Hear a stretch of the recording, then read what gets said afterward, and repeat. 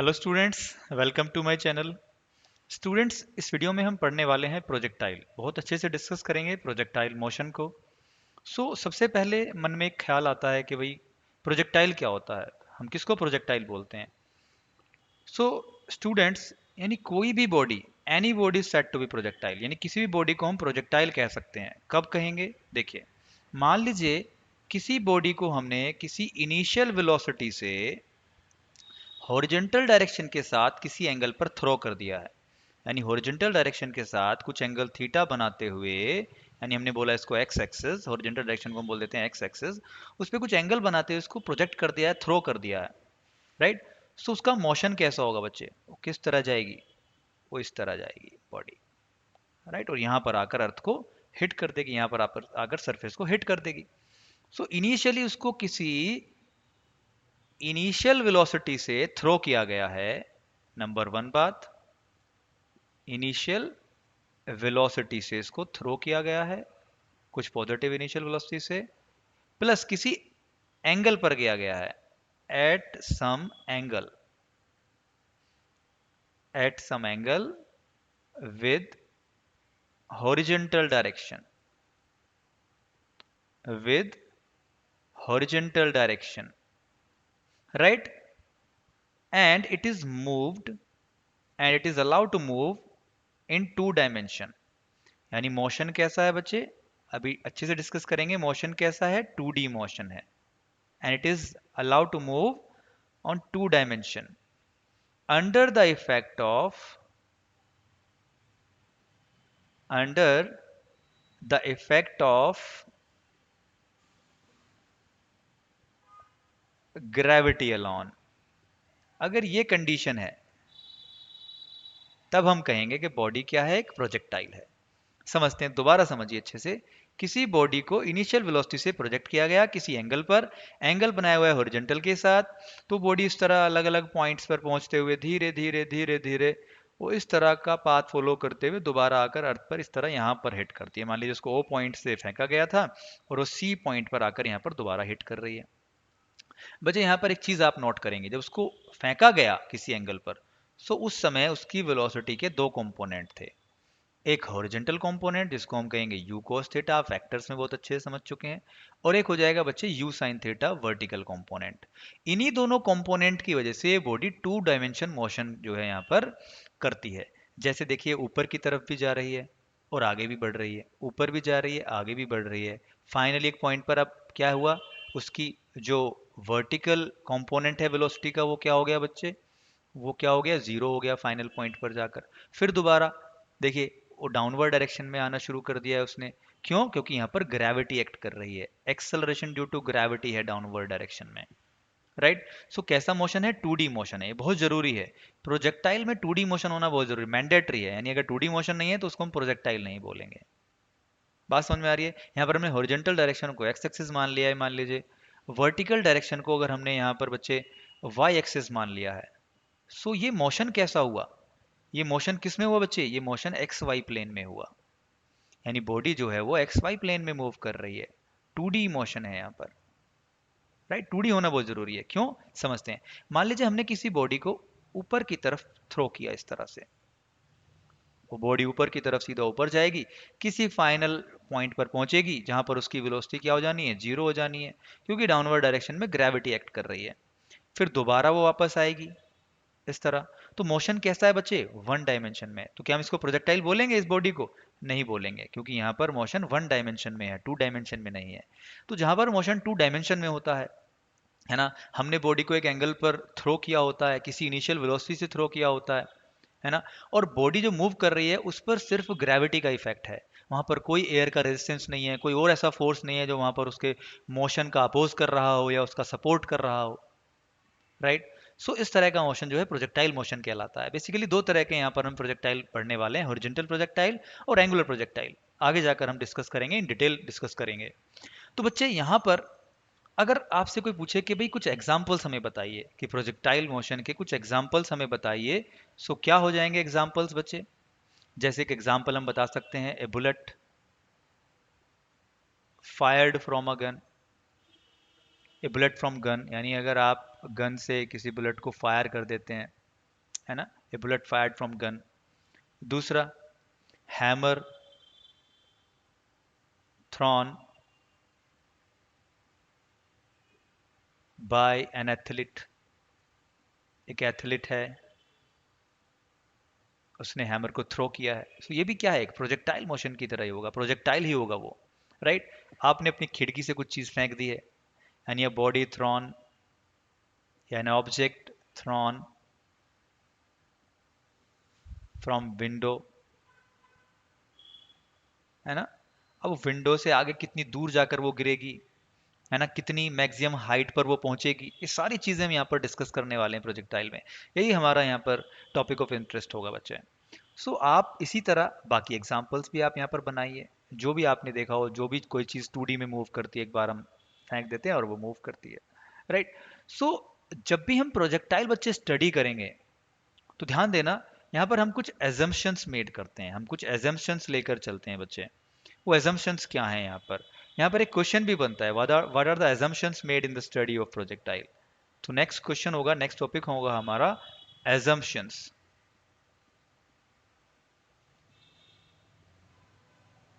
Assumptions made in the study of a projectile। यानी भाई आप प्रोजेक्टाइल स्टडी कर रहे हैं, उस पर न्यूमेरिकल कर रहे हैं ना, उसको स्टडी कर रहे हैं, तो क्या क्या एजम्पशंस आप यहाँ पर लेकर चलने वाले हैं। ओके बच्चों, सो क्या क्या एजम्पशंस हैं वो हम अच्छे से यहाँ पर समझेंगे। नंबर वन एजम्पशन क्या होगा बच्चे, फर्स्ट एजम्पशन, फर्स्ट एजम्पशन होगा बच्चे, there is no frictional resistance of air, no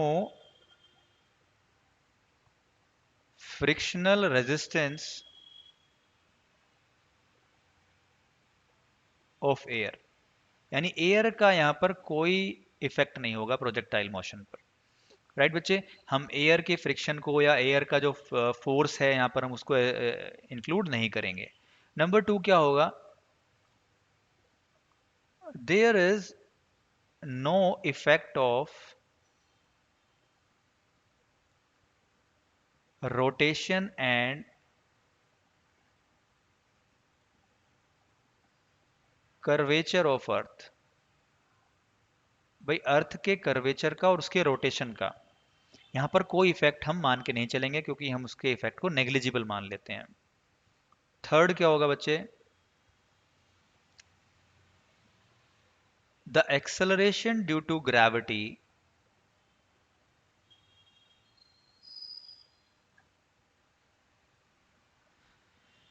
is constant in magnitude and direction, in magnitude and direction at all points, at all points of the motion of projectile। यानी जो projectile का motion है बच्चे, उसमें हर point पर जो जी की value है, देखिए यहाँ पर जो जी की वैल्यू लेंगे हम बच्चे, ऊपर देखिए आप, हर पॉइंट पर मान लीजिए पॉइंट P1 है, ये पॉइंट P2 है, ये पॉइंट 3 है, हर पॉइंट पर जी की वैल्यू डाउनवर्ड, जी जो है वो डाउनवर्ड डायरेक्शन में एक्ट करेगा, और उसकी वैल्यू कांस्टेंट होगी 9.8 मीटर पर सेकेंड स्क्वायर, या 10 लेंगे हम अपने कन्वेंशन के अकॉर्डिंग, उसकी वैल्यू लेंगे, लेकिन उसकी डायरेक्शन और मैग्नीट्यूड हम यहाँ पर कांस्टेंट लेकर चलेंगे। आगे जाके चैप्टर्स में हमें पता है कि भी जी की वैल्यू चेंज होती है अगर हम अर्थ से ऊपर की तरफ चलते हैं, एल्टीट्यूड पर हम चलते हैं बच्चे, तो जी की वैल्यू जो है वो चेंज होती है, लेकिन हम डेप्थ में जाते हैं अर्थ के अंदर तो भी चेंज होती है, लेकिन यहाँ पर हम वो सब नहीं मानने वाले हैं, हम यही मान के चलेंगे कि जी की वैल्यू हमारे यहाँ पर कांस्टेंट रहने वाली है, डायरेक्शन में भी और मैग्नीट्यूड में भी, राइट। तो these are three assumptions made in the study of projectile. ठीक है, अच्छे से इनको लर्न कर लीजिए, तीनों एज्यूम्शंस को आप अच्छे से बच्चे लर्न कर लीजिएगा। नेक्स्ट टॉपिक है हमारा कि भाई हॉरिजेंटल और एंगुलर प्रोजेक्टाइल, थोड़ा सा हम समझ लेते हैं कि भाई हॉरिजेंटल और एंगुलर प्रोजेक्टाइल में क्या डिफरेंस है ना। इस वीडियो में मैं तो आपको हॉरिजेंटल प्रोजेक्टाइल अच्छे से डिटेल में समझाऊंगा। हॉरिजेंटल प्रोजेक्टाइल,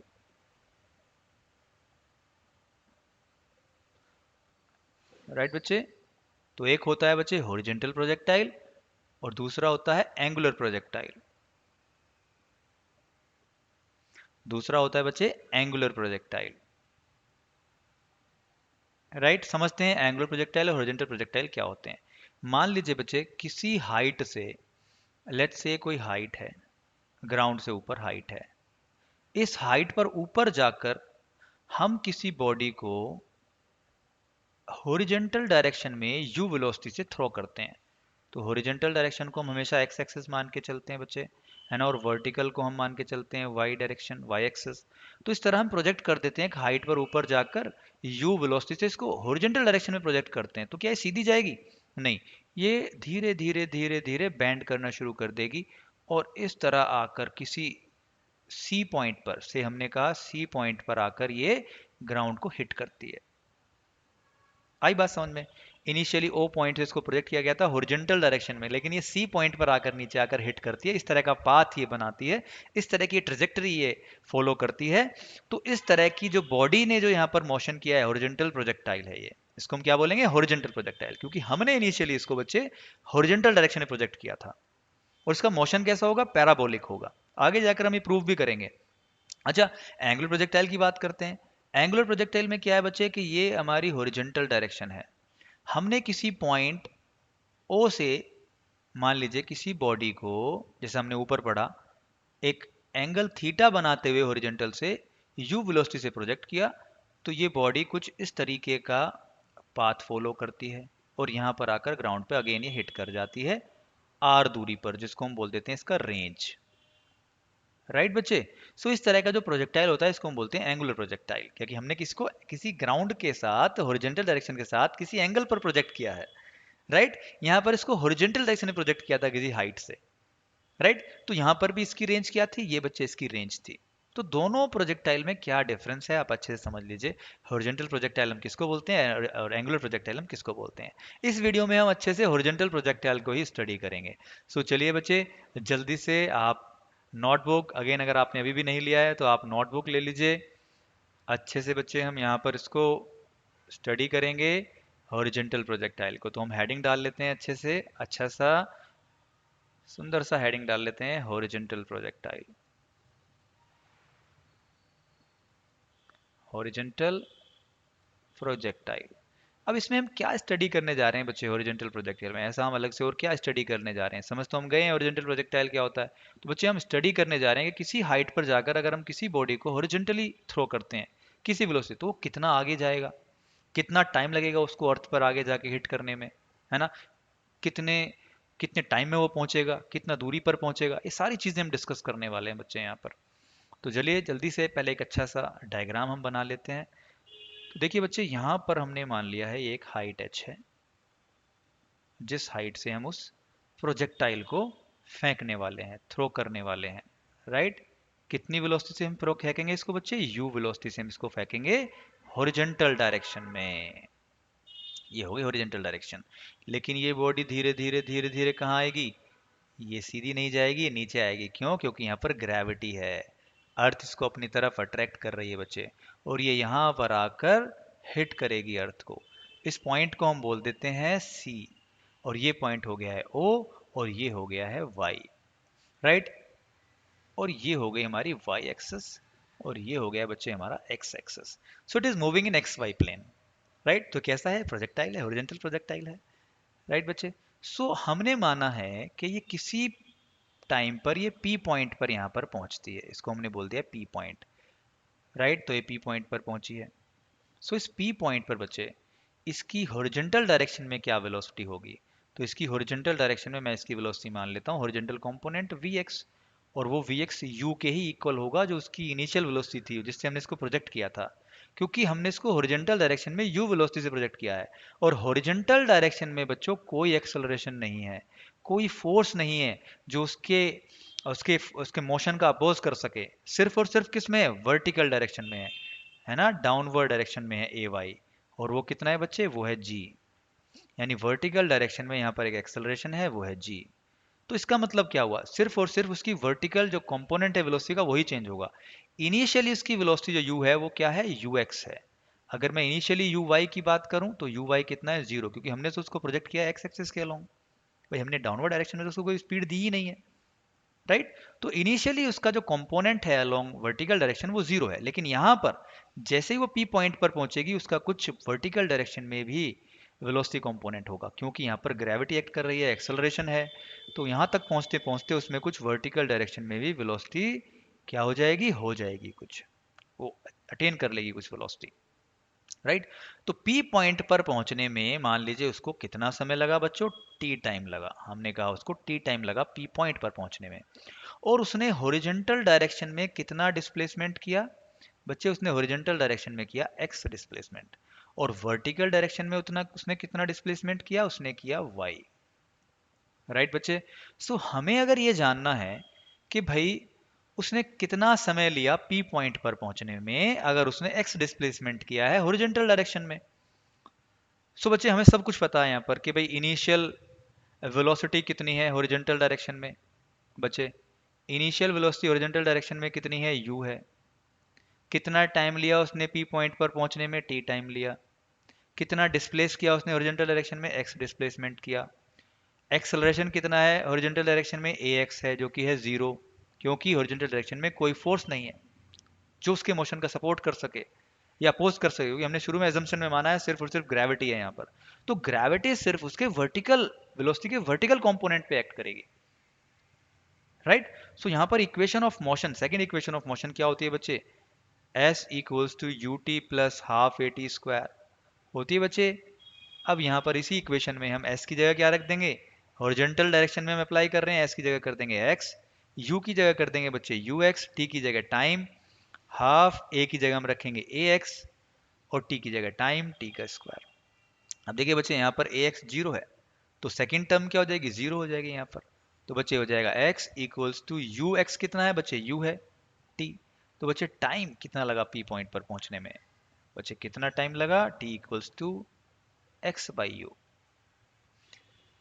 अच्छे से समझ लीजिए आप इसको, ये हमें फॉर्मूला मिल गया है किसी पॉइंट पर पहुंचने में हमें कितना समय लगता है। अगर हमें पता है उस पॉइंट पर पहुंचने में उसने कितना हॉरिजॉन्टल डिस्प्लेसमेंट किया है, इनिशियल जो उसका पॉइंट है वहां से उसने कितना हॉरिजॉन्टल डिस्प्लेस किया, अगर एक्स किया है और यू उसकी इनिशियल वेलोसिटी है, तो उसको कितना टाइम लगेगा पी पॉइंट पर पहुंचने में बच्चे, पी पॉइंट पर पहुंचने में उसको लगेगा time x by you, right.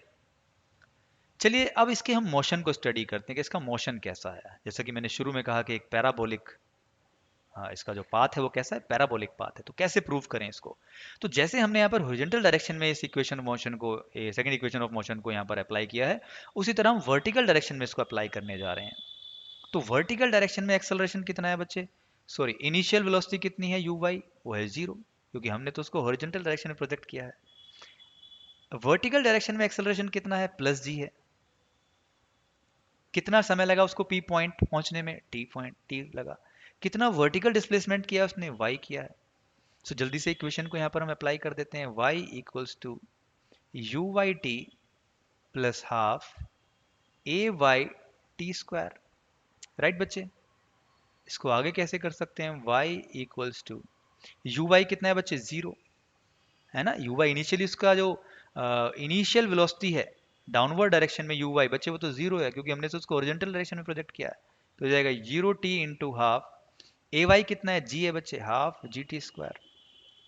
तो बच्चे y कितना आ गया है, y आ गया है आपका हाफ जी टी स्क्वायर, और t हमने अभी ऑब्टेन किया है। p पॉइंट तक पहुंचने में कितना समय लगा उसको बच्चे, p पॉइंट तक पहुंचने में उसको समय लगा हाफ जी, यानी समय कितना लगा x बाई यू, तो हम t की जगह पुट कर देते हैं x बाई यू का स्क्वायर, राइट। अब आप यहाँ पर एक चीज ध्यान दें, y इक्वल टू क्या आया बच्चे, y इक्वल टू आया है g अपॉन टू यू का square into x square, right students.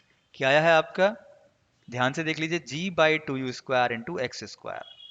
अब यहाँ पर स्टूडेंट्स आप एक चीज ध्यान दें कि जी भी हमारा कांस्टेंट है, यू भी हमारा कांस्टेंट है, जितनी स्पीड से हमने उसको थ्रो किया था, तो ये पूरी वैल्यू कांस्टेंट हो गई। तो हम इसको कह देते हैं कि भाई वैल्यू के है, कोई कांस्टेंट वैल्यू है, तो हम इसको लिख देते हैं y इक्वल टू के एक्स का स्क्वायर। तो इस इक्वेशन को आप ध्यान दें, आप चैप्टर जीरो याद करें, जब चैप्टर जीरो में हम पढ़ते हैं y इक्वल टू के एक्स स्क्वायर किसकी इक्वेशन होती है बच्चे, ये पैराबोला की इक्वेशन होती है।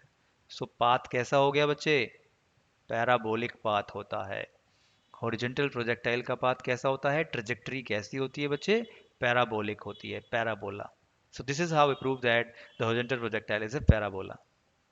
इसी तरह आप ये प्रूव करेंगे, जल्दी से नोट कर लीजिए।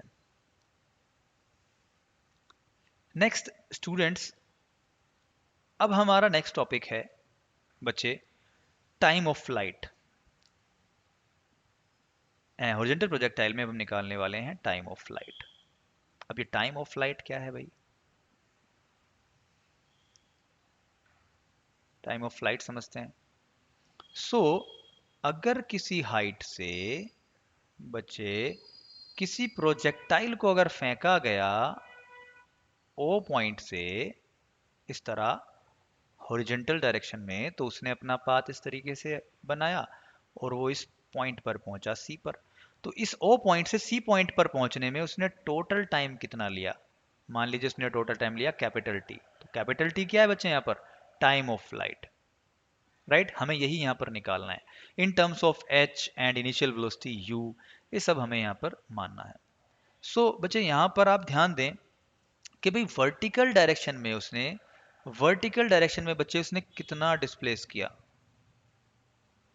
कितना किया बच्चे, एच किया, है ना। तो हम वर्टिकल डायरेक्शन में अगर सेकंड इक्वेशन ऑफ मोशन लगाएं, that is equals to u t plus half g t square, है ना। यानी वर्टिकल डायरेक्शन में अब इसको हम लगाते हैं यहाँ पर, तो क्या हो जाएगा बच्चे यहाँ पर, एस क्या है, एस है हमारा एच, यू क्या है बच्चे यहाँ पर, यू है यू वाई, टी कितना है बच्चे capital t plus half g t square, right. क्योंकि वर्टिकल डायरेक्शन में एक्सेलरेशन कितना है बच्चे, ए वाई है हमारा यहाँ पर जी, राइट। सो बच्चे ध्यान देंगे, यू वाई क्या है, जीरो है ना। हम शुरू में पढ़ चुके हैं, हमने इनिशियल जो वेलोसिटी दी है हॉरिजॉन्टल डायरेक्शन में दी है, तो हाफ जी टी स्क्वायर, ध्यान देना बच्चे। तो यहां पर t क्या हो जाएगा, टी स्क्वायर हो जाएगा बच्चे 2h/g, एंड t क्या होगा बच्चे, t होगा √2h/g। तो ये आ गया हमारा टाइम ऑफ फ्लाइट, राइट। कि इतने टाइम में ये बॉडी ओ पॉइंट से सी पॉइंट पर पहुंचेगी और ग्राउंड को हिट करेगी। हमें क्या पता होना चाहिए, हमें हाइट पता होना चाहिए, और हमें एक्सेलरेशन ड्यू ग्रेविटी तो हमें याद होता ही है, जी की वैल्यू 10 ले लेते हैं, 9.8 ले लेते हैं मीटर पर सेकेंड स्क्वायर। तो अगर हमें हाइट पता है, उस हाइट से हम किसी वेलोसिटी से उसको फेंकेंगे तो 2h/g टाइम हमें लगेगा उसको ग्राउंड तक पहुंचने में, राइट बच्चे। सो आपने एक चीज यहाँ पर देखी कि जो टाइम ऑफ फ्लाइट है वो यू पर डिपेंड नहीं कर रही है। आप किसी भी वेलोसिटी से आप फेंकते हैं, यानी वो किस पर डिपेंड करता है, हाइट पर डिपेंड करता है कि कितने हाइट से आप उसे फेंक रहे हैं। यानी यू पर डिपेंड नहीं करता है टाइम ऑफ फ्लाइट, कितना समय लगेगा उसको नीचे ग्राउंड पर आकर हिट करने में। नेक्स्ट टॉपिक होगा बच्चे यहाँ पर हमारा, नोट कर लीजिए इसको जल्दी से, नेक्स्ट टॉपिक पर चलते हैं। नेक्स्ट टॉपिक आने वाला है हमारे पास रेंज, कि उसकी रेंज क्या होगी बच्चे, यानी हॉरिजॉन्टल डायरेक्शन में वो कितना नेट डिस्प्लेस करेगा बच्चे। यानी अगर उसको हमने एच हाइट से फेंका है, अगेन मैं डायग्राम बना देता हूँ थोड़ा, उसको एच हाइट से फेंका है अगर हमने हॉरिजॉन्टल डायरेक्शन में, सो वो जब सी पॉइंट पर पहुंचा तो उसने कितना नेट डिस्प्लेस किया अलोंग एक्स एक्सिस, तो उसको हम बोलते हैं बच्चे रेंज। तो अगर वो पॉइंट ओ से सी पर आया कैपिटल टी टाइम में, क्योंकि कैपिटल टी क्या है, टाइम ऑफ फ्लाइट, तो रेंज कितना है उसका आर, हाइट कितनी है एच। तो ध्यान दें, अब यहाँ पर हम जो इक्वेशन ऑफ मोशन लगाएंगे, सेकंड इक्वेशन ऑफ मोशन, वो हम किस में लगाएंगे, हॉरिजॉन्टल डायरेक्शन में। तो इनिशियल वेलोसिटी क्या है बच्चे उसकी, यू एक्स, यू है, ए एक्स कितना है, हॉरिजॉन्टल डायरेक्शन में एक्सेलरेशन जीरो है, राइट। डिस्प्लेस कितना किया है उसने, एस कितना है, आर है ना। टाइम कितना है उसने, टोटल टाइम कितना लिया, कैपिटल टी। जल्दी से देख लीजिए, s equal to u t plus half a t square, तो क्या हो जाएगा बच्चे, r equals to u t में क्या आएगा, u x capital t plus half a x capital t square. तो ए एक्स जीरो है, तो रेंज कितना हो गया बच्चे, रेंज आ गया आपका यू एक्स टी, और यू एक्स कितना है बच्चे, यू टी। ध्यान देंगे यहाँ पर टी क्या आया है, टाइम ऑफ फ्लाइट, ऊपर देखिए क्या आया है टी, टी आया है बच्चे आपका अंडर रूट 2h/g। तो रेंज का हमें फॉर्मूला मिल गया है। रेंज का फॉर्मूला क्या आ गया बच्चे, u अंडर रूट 2h/g। तो अगर हमें हाइट पता है, इनिशियल वेलोसिटी पता है, तो हम रेंज इस तरह निकाल लेंगे कि कितनी दूर जाकर वो हिट करेगा ग्राउंड पर, राइट।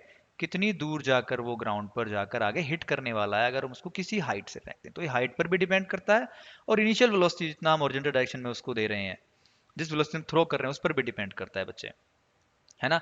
समय कितना लेगा वो नीचे आने में, वो इनिशियल वेलोसिटी पे डिपेंड नहीं करता है, लेकिन कितना जाकर वो आगे आगे हिट करने वाला है, इस पर वो इनिशियल वेलोसिटी पे डिपेंड करता है। जल्दी से नोट कर लें, range of projectile, range of horizontal projectile का फॉर्मूला। नेक्स्ट बच्चे हम चलने वाले हैं अब वेलोसिटी एट एनी पॉइंट, यानी अगर हमें किसी पॉइंट पर वेलोसिटी जाननी है, velocity at any point P, है ना, उसकी जर्नी में किसी पॉइंट पी पर अगर हमें वेलोसिटी जाननी है तो हम कैसे निकालें, समझते हैं बच्चे। देखिए ध्यान से डायग्राम देखेंगे आप।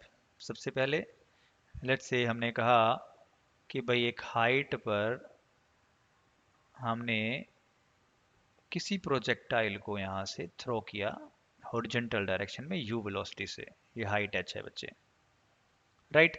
सो इस तरह गया और यहाँ पर आकर उसने हिट किया। सो किसी p पॉइंट पर, लेट्स से यहाँ पर ये p पॉइंट है, उस p पॉइंट पर उसकी नेट जो वेलोसिटी है वो v है। हॉरिजॉन्टल डायरेक्शन में है vx, डाउनवर्ड डायरेक्शन में बच्चे vy, इसके कंपोनेंट्स है ना, है ना। तो इस P पॉइंट पर उसकी नेट वेलोसिटी क्या है, कितना बच्चे उसने एंगल बनाया हुआ है हॉरिजॉन्टल डायरेक्शन में उस P पॉइंट पर, ये दोनों हम चीजें हम जानने वाले हैं, राइट बच्चे। सो मान लेते हैं कि यहाँ पर इस P पॉइंट को हम थोड़ा सा अलग एक डायग्राम बना लेते हैं। इसकी वेलोसिटी है ये हो गई इसकी हॉरिजॉन्टल कंपोनेंट Vx, और ये हो गया बच्चे इसका वर्टिकल कंपोनेंट। ये इसने एंगल बना रखा है बीटा एक्स एक्सिस यानी हॉरिजॉन्टल के साथ। तो v क्या हो जाएगा बच्चे, v दोनों रेक्टेंगुलर कंपोनेंट हैं vy और vx इसके। तो नेट v का कैसे हम मैग्नीट्यूड कैसे निकालेंगे, v equal to under root v y का स्क्वायर प्लस वी एक्स का स्क्वायर, होगा कि नहीं। हमने वेक्टर्स में पढ़ा है, वो दो रेक्टेंगुलर कंपोनेंट का जो रिजल्टेंट होता है v होता है, वो किस तरह निकालते हैं, इस तरह निकालते हैं। वैसे मेन फॉर्मूला होता है A square plus B square plus 2ab cos theta, right. तो खैर जब एक दूसरे के परपेंडिकुलर होते हैं cos 90 की वैल्यू जीरो हो जाती है, तो v square plus v y का square plus v x square ये हो जाएगा। तो देखिए वी एक्स क्या है, वी एक्स तो यू ही रहने वाला है ना, क्योंकि हॉरिजॉन्टल कंपोनेंट्स का चेंज नहीं होता है। लेकिन वी वाई डिपेंड करता है पोजीशन पर, कि किस पॉइंट पर है वो। यहाँ पर वी वाई कुछ होगा, यहाँ पर वी वाई कुछ होगा। इनिशियली तो वी वाई क्या है बच्चे, इनिशियली तो जीरो ही है, यानी हर पॉइंट पर डिपेंड करेगा कि वो क्या होगा।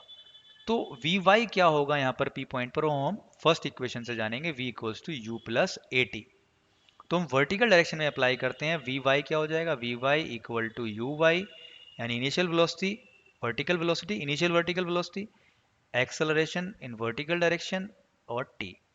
तो बच्चे एक्सेलरेशन इन वर्टिकल डायरेक्शन क्या है, वो है g, और इनिशियल वर्टिकल वेलोसिटी क्या है, जीरो, क्योंकि हमने उसको हॉरिजॉन्टल, बार बार बोल रहा हूँ, हॉरिजॉन्टल डायरेक्शन में प्रोजेक्ट किया है उसको।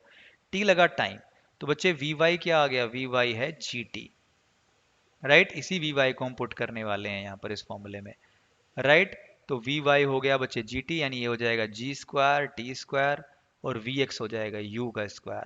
सो this is how we find the magnitude of velocity at any point in the journey of projectile. यानी किसी जर्नी में किसी पी पॉइंट पर वेलोसिटी का मैग्नीट्यूड क्या होगा, v equals to under root g square t square plus u square. अच्छा क्या उसने यहाँ पर एंगल बनाया हुआ है हॉरिजॉन्टल के साथ, अगर बीटा हम जानना चाहें, बीटा एंगल अगर हम जानना चाहें तो कैसे निकालेंगे, फॉर्मूला होता है टेन बीटा। क्या हो जाएगा बच्चे, tan beta, tan beta equals to v y upon v x, right.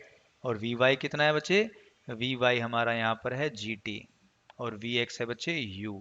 So tan beta की वैल्यू हो गई जी टी अपॉन यू। तो बीटा क्या आ जाएगा बच्चे यहाँ पर, बीटा आ जाएगा बच्चे tan inverse G T by you.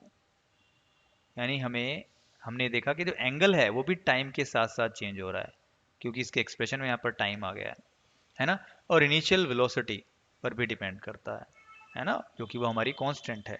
तो किसी पर्टिकुलर पॉइंट पर अगर आप अलग अलग इनिशियल वेलोसिटी से भेज रहे हैं तो दोनों के पॉइंट हालांकि अलग होंगे, लेकिन अगर एक लेवल पर है तो वो यू पर भी डिपेंड करेगा उसने क्या एंगल बनाया हुआ है, राइट। सो बच्चे किसी टाइम पर बीटा एंगल जो है वो टाइम पर डिपेंड करेगा और फॉर्मूला हमारा ये होगा। सो आप इसे अच्छे से नोट कर लीजिए। इसके बाद हम नेक्स्ट वीडियो में कुछ न्यूमेरिकल प्रॉब्लम करेंगे बच्चे, हॉरिजॉन्टल प्रोजेक्टाइल पर बेस बहुत अच्छे अच्छे न्यूमेरिकल करने वाले हैं। फिर उसके बाद हम एंगुलर प्रोजेक्टाइल पढ़ेंगे अच्छे से, उस पर भी बेस कुछ न्यूमेरिकल्स करेंगे। सो इसी तरह आप हमारे साथ बने रहें, मैं आपके लिए अच्छे अच्छे लेक्चर्स और अच्छे अच्छे वीडियोस एमसीक्यूज पर और इंपॉर्टेंट क्वेश्चंस पर लाता रहूँगा। मैं डिस्क्रिप्शन में भी कुछ लिंक्स डाल देता हूँ, वो आपके लिए यूज़फुल हो सकते हैं, आप उनको भी गो थ्रू हो जाइए। ओके बच्चे, सो मिलते हैं नेक्स्ट वीडियो में। Stay healthy, stay safe, thanks for watching, bye bye.